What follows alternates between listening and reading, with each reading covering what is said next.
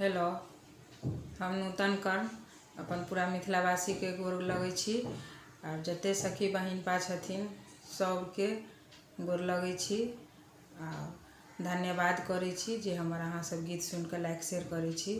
अहिना हमर उत्साह के अहाँ सब बढ़बैत जायब। आइ हम एकटा गौरी के गीत गबै छी तऽ अहाँ सब सुनू। अगर नीक लागे तऽ लाइक शेयर जहिना करै छी ओहिना करैत रहब। जुनी जइयौ पटना शहर जुनी जइयौ पटना शहर कोना हम पूजबै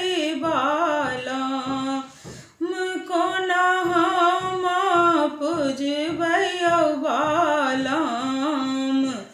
गौरी गणेश हे नहिरा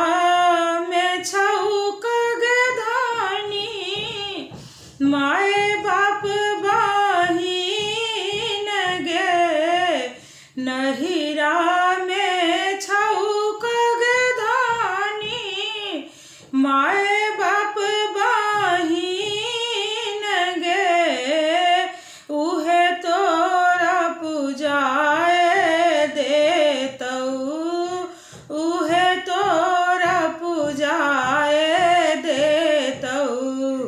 गौरी गणेश हे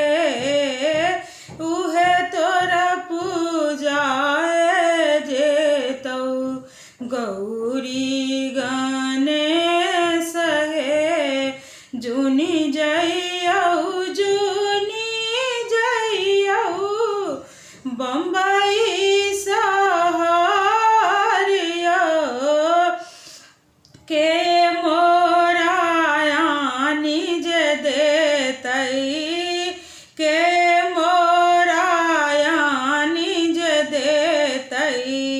सारी दोसार है के मोरायानी देतई सारी की न है नहिरा में छौक धानी माय बाप बहिन है जे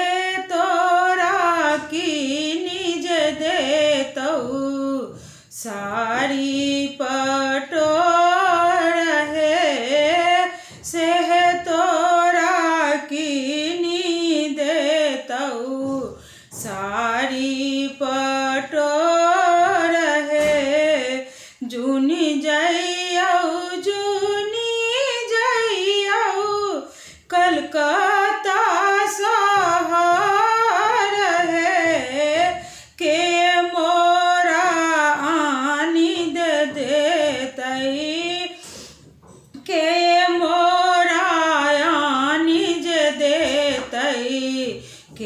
केरायना रहे नहिरा में छौक गधानी माय बाप बहिन गे उहे तोरा यानी जे देतौ केरायना रहे उहे केरायना रहे मन दाए पूजी है गधानी गौरी गणेश है मन दाए पूजी है गधानी गौरी गणेश है ओही में मांगी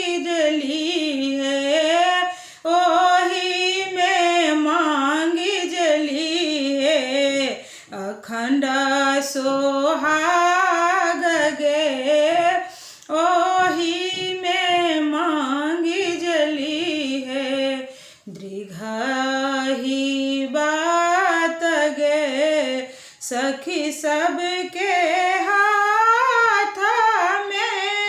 नारियल मंगल है हम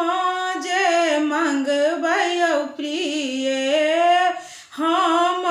जे मंगबै बालम अखंड सोहा